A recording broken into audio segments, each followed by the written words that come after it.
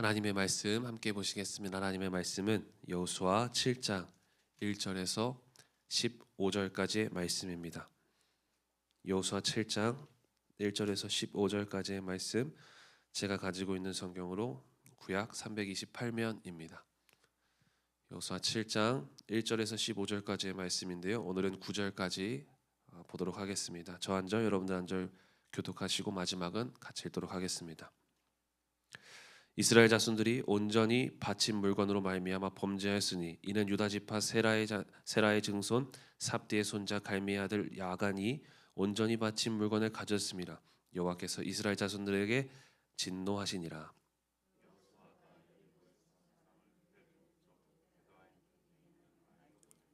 그들에게 말하여 이르되 올라가서 그 땅을 정탐하라 하며 그 사람들이 올라가서 아이를 정탐. 여호수아에게로 돌아와 그에게 이르되 백성을 다 올라가게 하지 말고 2-3천 명만 올라가서 아이를 치게 하소서. 그들은 소수이니 모든 백성을 그리로 보내어 수고롭게 하지 마소서 하므로 올라갔다. 아이 사람 앞에서 도망하니 이는 아이 사람이 그들을 36명쯤 쳐 죽이고 성문 앞에서부터 스바림까지 쫓아가 내려가는 비탈에서 쳤으므로 백성의 마음이 녹아 물같이 된지라. 여호수아가 옷을 찢고 이스라엘 장로들과 함께 여호와의 궤 앞에서 땅을 엎드려 머리에 티끌을 뒤집어 쓰고 저물도록 있다가 이르되 슬프도소이다. 주 여호와여 어찌하여 이 백성을 인도하여 요단을 건너게 하시고 우리를 아모리 사람의 손에 넘겨 멸망시키려 하셨나이까. 우리가 요단 저쪽을 만족하게 여겨 거주하였다면 좋을 뻔하였나이다.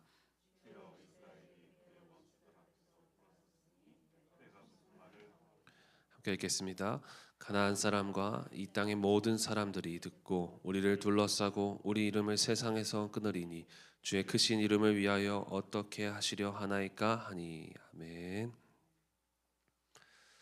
오늘은 신앙의 딜레마라는 제목으로 함께 말씀을 나누려고 합니다. 오늘 본문은 우리가 너무나 잘 아는 말씀이죠. 이스라엘 백성들이 여리고 전투에서 승리하여서 기세등등하고 엄청난 자존감이 올랐을 그때입니다. 그래서 그 기세로 아이성 전투에 참여하게 되어지는데 참패하게 되어지는 내용이 오늘 본문의 내용입니다.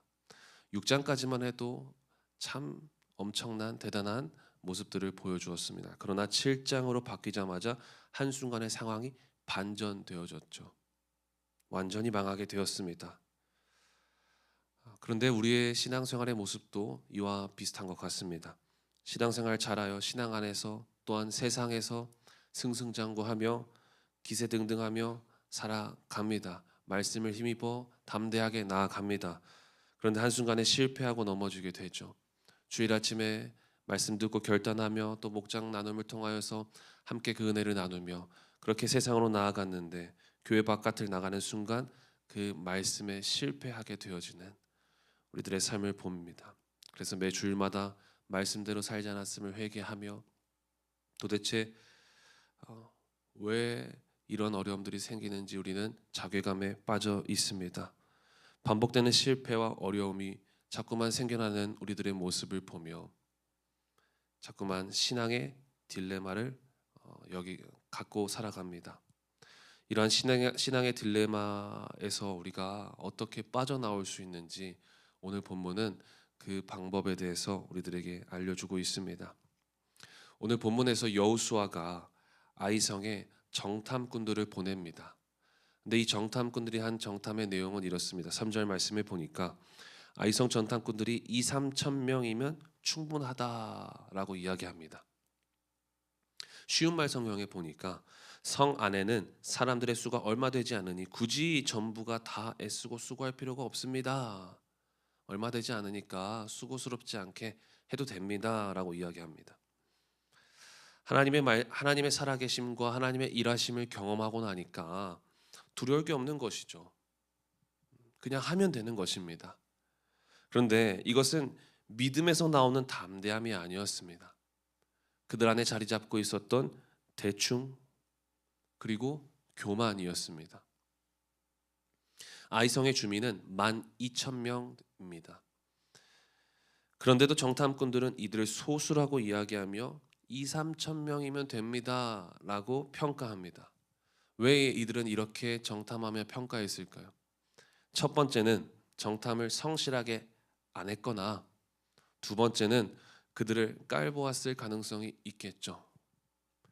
그들은 작은 성이라고 이야기하지만 사실 작은 성이 아니었고 군사력을 갖추고 있었습니다.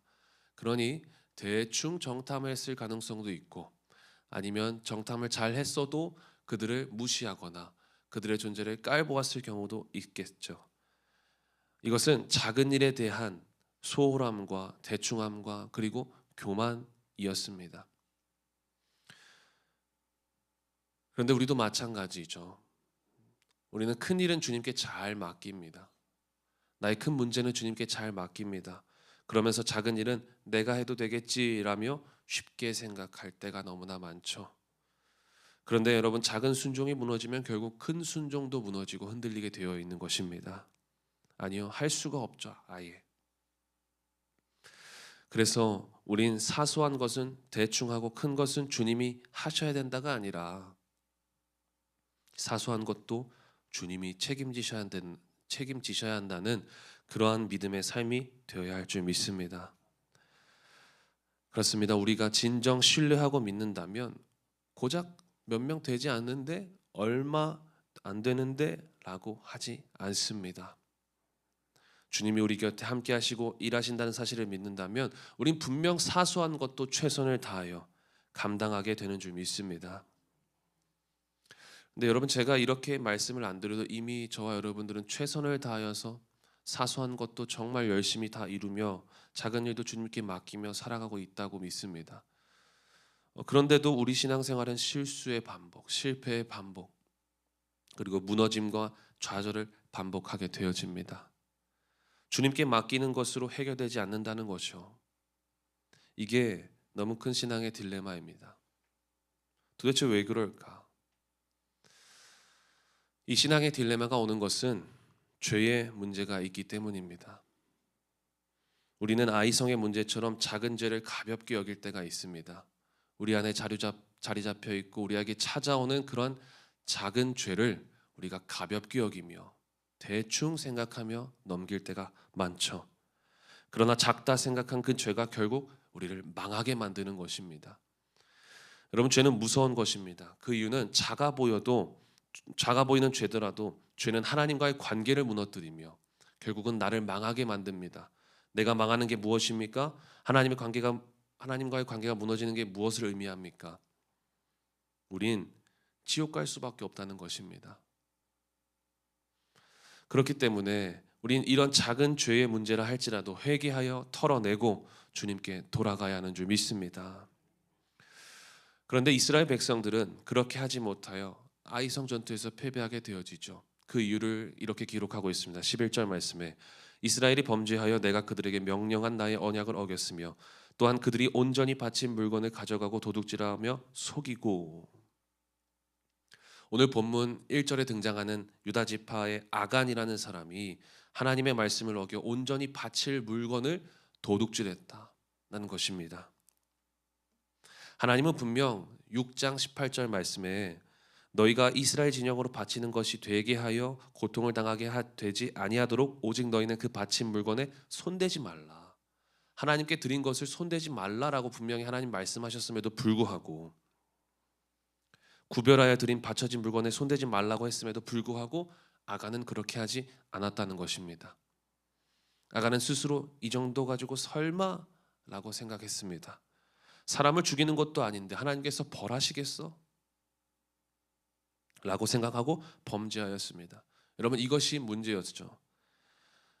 성경은 분명히 말하고 있습니다. 사무엘상 2장 30절에 나를 존중히 여기는 자를 내가 존중히 여기고 나를 멸시하는 자를 내가 경멸하리라.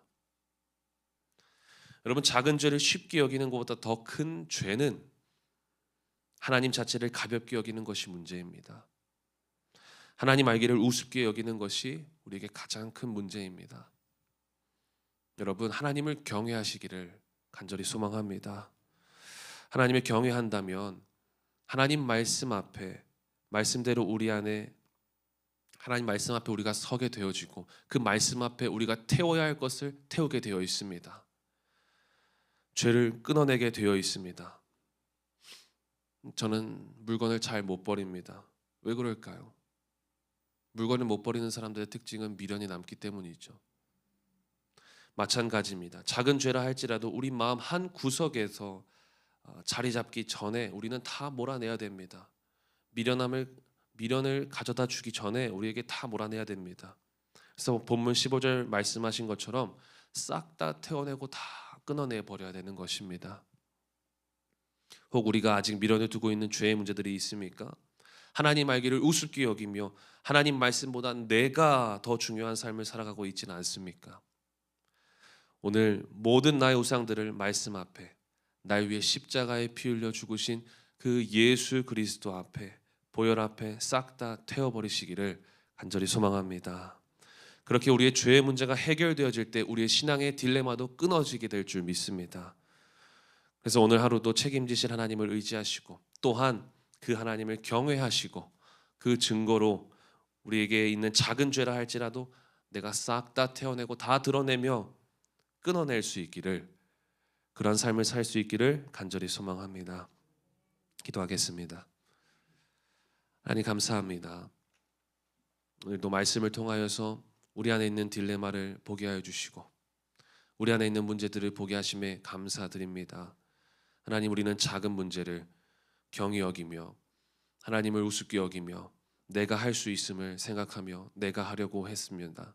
하나님, 우리의 교만함을 용서하여 주시고 이제는 가볍게 여기는 것이 아니라 모든 것을 주님께 맡겨드리며 또한 내 작은 죄의 문제라 할지라도 주님 앞에 내어놓고 다 끊어내고 다 태워버릴 수 있도록 도와주시옵소서. 나의 죄의 문제를 해결하러 오신 예수 그리스도의 십자가 앞에 모든 죄의 문제를 내려놓고 회개하며 돌이킬 때에 우리 안에 있는 모든 신앙의 딜레마를 끊게 하시는 주님을 경험케 하여 주시옵소서. 오늘도 회개하며 돌아가는 우리들의 마음을 주님 불쌍히 여겨주시고 그 마음을 아시는 주님께서 치료하시고 회복시켜 주시고 다시금 하나님의 자녀로 하나님과의 언약 관계로 회복시켜 주옵소서. 우리도 가지고 나온 기도의 제목들 많이 있습니다. 하나님, 내가 원하는 것을 이루는 기도가 아니라 하나님이 원하시는, 하나님이 보시는 관점에서 이루길 원하시는 그러한 기도가 되게 하여 주시옵소서. 감사드리고 예수님의 이름으로 기도하였습니다. 아멘.